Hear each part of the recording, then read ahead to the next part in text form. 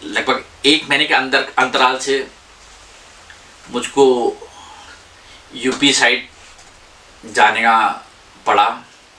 और यहाँ भी मैं देख रहा हूँ लगातार बहुत ज़्यादा लोग जो है असावधानी से खड़े हो रहे हैं। कई कई इलाकों में देखा तो वहाँ तो मास्क को लगा ही नहीं रहे। सफाई तो बहुत दूर की बात है, लोग ठेलों में खाना खा रहे हैं, खाइए कोई दिक्कत नहीं है, पर सावधानी बरतना बहुत ज़रूरी है। क्यों लगातार कोरोना वायरस के मामले बढ़ रहे हैं, परेशानियाँ लगातार बढ़ रही हैं, और उसके बाद भी सावधानी ना बरतें तो ये चीज़ें अच्छी नहीं हैं।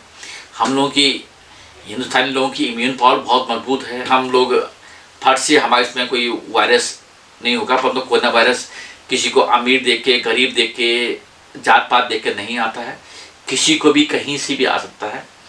तो ज़रूरी है कि आप 2 गज की दूरी रखें, और साथ साथ में कोई भी डबल लेयर रुमाल या कोई भी कपड़ा, जैसे मैं ये लगाता हूँ कभी कभी, और सर्जिकल मास्क लगाता हूँ कि 2 गज की दूरी, और साथ साथ में ये मास्क को ज़रूर लगाएं कि उससे डायरेक्ट जो है किसी के छींक के द्वारा या फिर सांस के द्वारा जो कोरोना वायरस के हम तक पहुंच रहा है वो हम तक ना पहुंचे।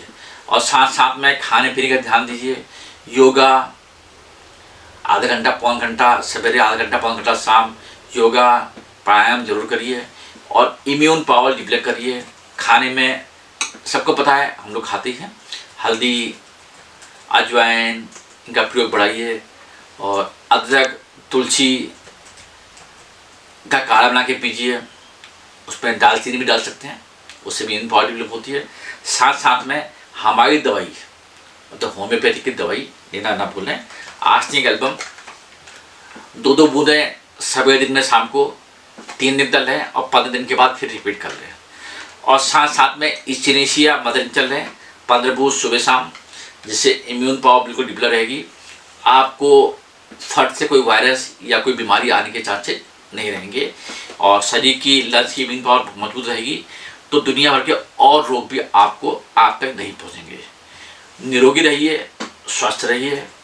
सबसे ज़रूरी चीज़ है कि निरोगी रहना है, स्वस्थ रहना है, और सवेरे शाम एक्सरसाइज जरूर करनी है, और मास्क को जरूर लगाना है, और आधा घंटा कम से कम सवेरे, आधा घंटा शाम लंच की एक्सरसाइज जरूर करिए। खाने पीने का ध्यान दीजिए, कोई ऐसा खाना मत खाइए जिससे आपको पेट में कोई दिक्कत हो या खाने में पचाने में कोई दिक्कत हो। ऐसी चीज़ों का प्रयोग बिल्कुल वर्जित है, कि उससे आपको स्वस्थ रहने के लिए बहुत ज़रूरी है कि आप सुपाच्य भोजन लीजिए जो आराम से पच जाए। इन्हीं सब बातों के साथ में नए वीडियो के साथ में फिर कल मिलता हूँ। धन्यवाद, नमस्कार।